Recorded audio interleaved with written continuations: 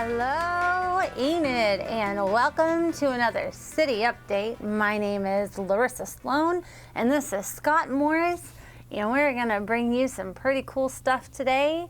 And so, how was your weekend? It was fantastic. Started it off Thursday and Friday. I had some leadership training with the Global Leadership Summit. That was fantastic training. And then over the weekend, I got my son and his wife packed up, and a lot of things moved out of my garage and moved into their apartment in Shawnee. And for those of you that know me, that's 2 children that I have, and both of them got married this year, so we're really living the empty life now. Is that strange to think of them as married? Not the empty life. I meant to say the empty nest. Certainly not an empty life. Not an yes, empty it is life. A little bit strange to think about Because that. they're grown. Yeah, it's a heck of a thing to see your child get married. So. Yeah, Tyler is in 6th grade, so I'm far off from that. But how was your weekend? my weekend was productive. I was able to get a lot of stuff done around the house. I stayed inside because I just moved. So moving prompts a lot of moving around stuff in the house and throwing stuff away, which feels really well too. So yeah. But other than that, that's it. And so yeah. Well, we have a lot to talk about today, so we're just going to jump right into that. So the library always has things going on, but one thing that I do hear is that they have a really cool book club, and so that information can be found on their website.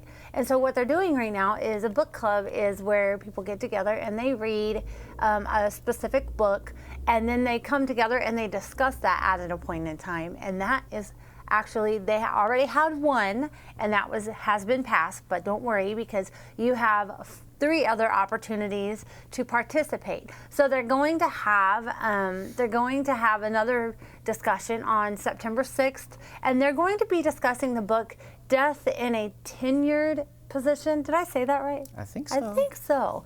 And so if you love to read, I would suggest that you plug into that, and I'm sure they have a description of what the book's about, and I don't know that I could read that fast. If I was to pick a book and then just like get it done. Depends on if it's good and what your schedule is. 'Cause if I'm traveling at the airport, I can eat up a book in a day or 2, you know. But I'm usually too busy. You've got other things that I do, and I don't prioritize reading. I should read. Well, their discussions are at the library, and they begin at 6. And then, like I said, if you want more information, go to their website. It's enid.okpls.org/LTAI. I wanted to make sure that I said that right. But if you have any questions, feel free to call the library, and they will get you all hooked up on that, as well as their events calendar so that you can get plugged in.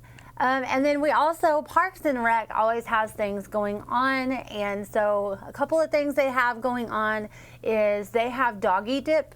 And so doggy dip is really, really fun because this is the last day of the season for Champlain Pool. Now this is only for dogs to get in the water, and so you can't go swim with your puppy or whatnot. But doggy dip is on August 13th, and that's at 2:30 p.m. And so you could just bring we should have played the video that we made. That's okay. I forgot all about that. I really like that. I mean, if you can see right here, I think today's International Cat Day, but as you can see, we are watching a movie about Clifford the Big Red Dog, and we have the doggy dip at the swimming pool. And sorry cats, for this time we'll have to come up with something else for you at some other time, Mr. Cat. But we can always technically you could probably bring your cat and throw it in the water, but I don't think cats like water. Oh, that would be interesting. I mean, we could video especially that. With all those dogs around. It could be everybody in the pool. Everybody, yeah. And so the doggy dip, and so then we also have Movie on Park Avenue, and so that's going to be on August 20th, and that's at 8:30 p.m. And so you can get that information on our website at enid.org.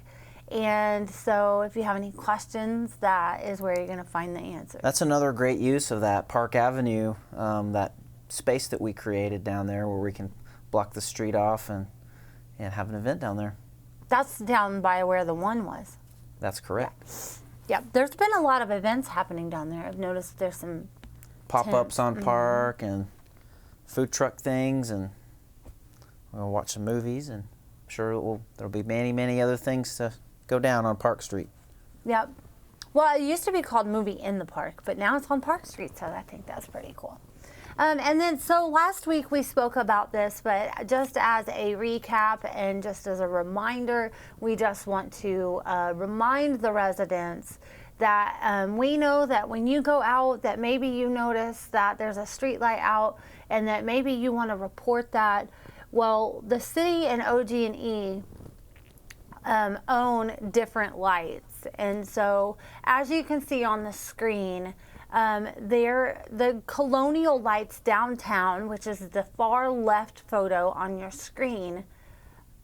Yes, those are the colonials, and those you're going to see a lot of those down by the Stride Bank Center and all throughout downtown. The city of Enid owns those, and so what you'll see on the middle photo is that what's circled in red is the street lights. The city of Enid owns those. Those are called Cobra Head lights, and so those are actually physically attached to the Signal poles. yes, signal poles. And so the city of Enid is responsible and owns those lights. So if you see either of these kind of lights out, then you would use See-Click Fix to be able to report that. And that is very important that you report that a light is out, because it is, I mean, it's pretty important, I think, because you have to be able to see.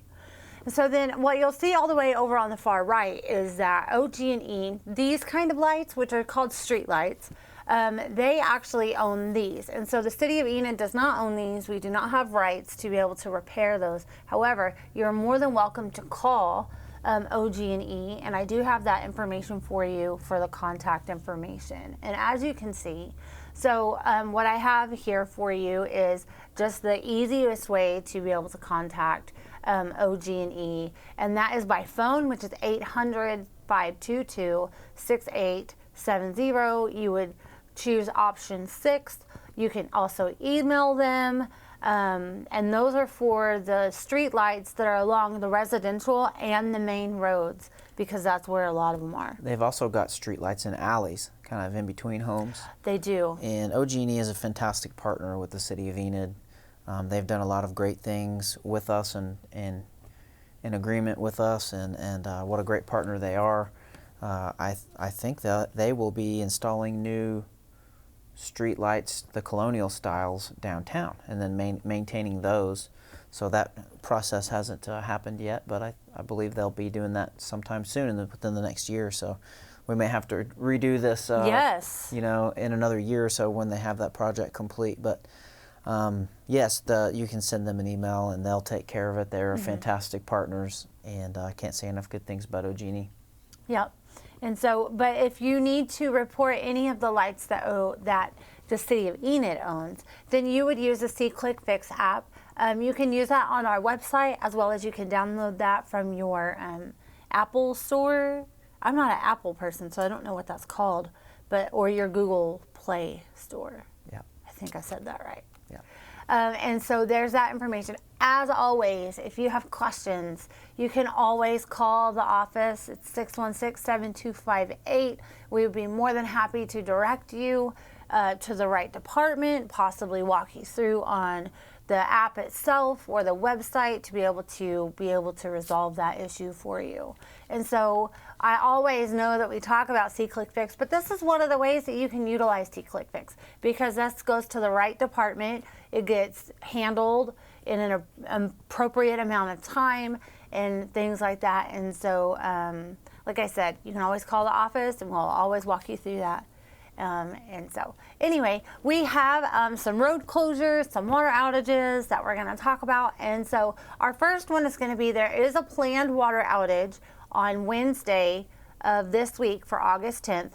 This is going to be located at the intersection of East Chestnut Avenue and North 10th Street. And as you can see from the image of the map, this is where it's going to be. And so it's going to be on North 10th Street from East Birch Avenue to 2nd Pine Street, and then as well as East Chestnut Avenue from North 8th Street to North 10th Street. And so this is for a new water line installation, and those services are expected to be restored by 4 p.m. And then we also have a road closure that did start on Wednesday of last week. And so that is on East Maple Avenue from North 11th Street for concrete repairs. That is going to last 6 weeks until September 14th.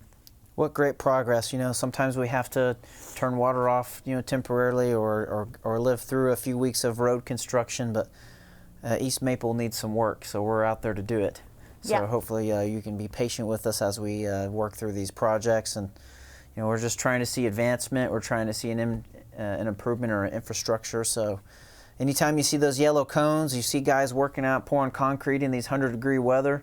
I know it's a slight inconvenience, but I guarantee you those guys that are out there working in the heat, you know, it's a bigger inconvenience for them. So please give them a little patience and watch out for those guys that are out there working. You know, matter of fact, might go the extra mile, and maybe those guys could use a bottle of water, you know, something cold to drink, and we can take care of them and take care of each other, because that's what communities do.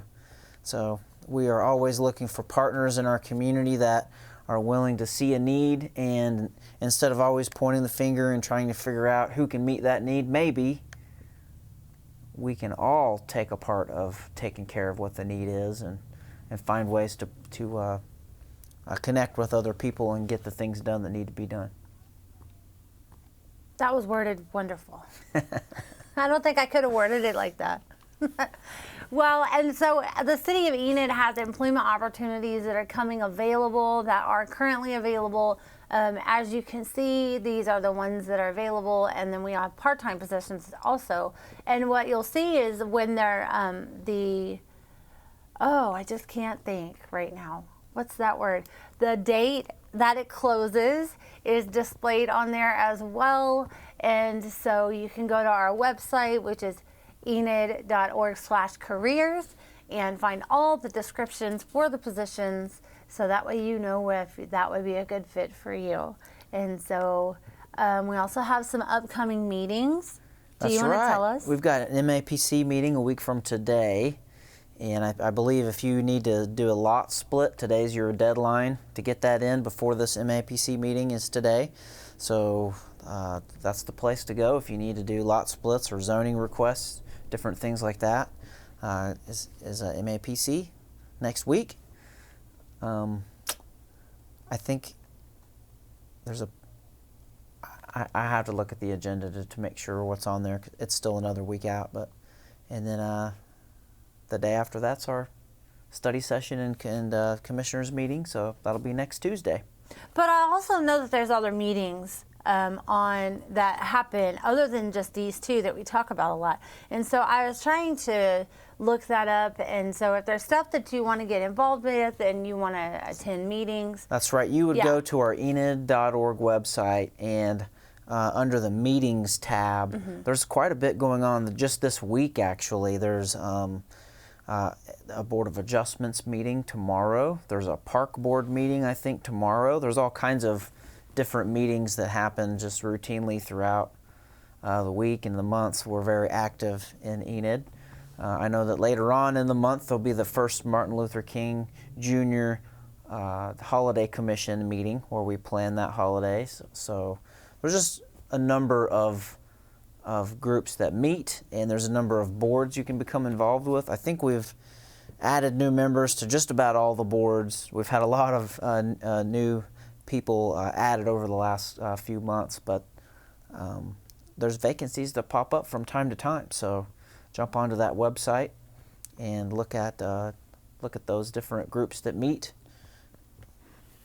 And if you want more information about how to become active, you can find that on those websites too.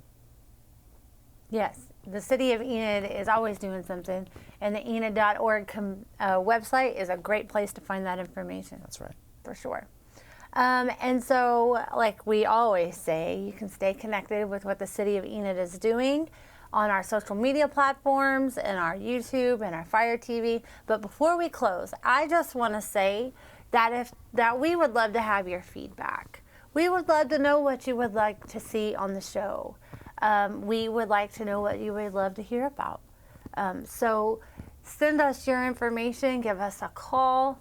You can email us. We would love to hear from you. I do have a joke for you, though, before we leave. If you count, right, by spelling, how long does it take for you to get to a letter A? And this for you, too. So feel free to respond in the comments down below. I don't know. Oh, well, think about it. I should have asked you that in the beginning of the show, and you probably would have figured it out because your mind would have been wondering. We'll tell you next week. How about that? Curiosity, right? All right. So, well, love on you cats today because it's International Cat Day, and love on those puppies too.